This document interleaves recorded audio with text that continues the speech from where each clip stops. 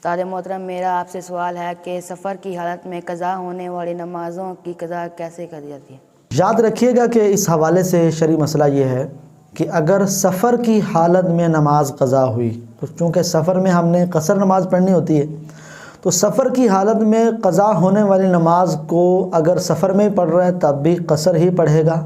اور اگر حضر میں یعنی اپنے گھر آ کر پڑھے گا تب بھی قصر ہی پڑھے گا۔ اسی طرح جو نمازیں اس کی حالت حضر میں یعنی اپنے گھر میں جب یہ رہ رہا تھا اس صورت میں جو اس کی قضا ہوئیں اور سفر کے دوران اسے وقت مل رہا ہے ان نمازوں کو قضا کرنے کا، تو یہ اب قصر نہیں کرے گا، کیونکہ وہ نمازیں حالت حضر میں اپنے اس کے گھر میں اپنے علاقے میں قضا ہوئی تھیں، لہٰذا سفر کی حالت میں ان کو پورا ہی پڑھے گا۔ تو قاعدہ یہ ہوا، اصول یہ ہوا کہ سفر کی حالت میں قضا ہونے والی نماز چاہے سفر میں ادا کریں چاہے حضر میں، قصر ہی پڑھیں گے، اور حضر کی حالت میں قضا ہونے والی نماز چاہے سفر میں پڑھیں چاہے حضر میں پڑھیں تو مکمل پڑھی جائے گی، قصر میں نہیں پڑھی جائے گی۔ اسی کے ساتھ ساتھ ایک اور مسئلہ ذہن نشین کر لیجئے کہ اگر معاذ اللہ کوئی شخص مسلمان تھا اور وہ پھر مرتد ہو گیا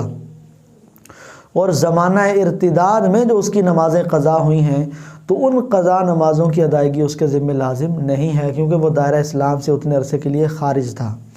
لیکن ایک شخص مسلمان تھا اور جب وہ مسلمان تھا تو اس کی نمازیں قضا ہوئیں، پھر اس کے بعد وہ غیر مسلم ہو گیا، مرتد ہو گیا، اللہ معاف کرے، تو پھر اس کے بعد جب وہ مسلمان ہوا تو پہلا جو اسلام لے کر آیا تھا اس زمانہ اسلام میں قضا ہونے والی نمازوں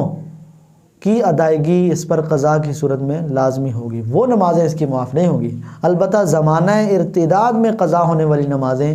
یہ اس کے ذمہ لازم نہیں ہوں گی۔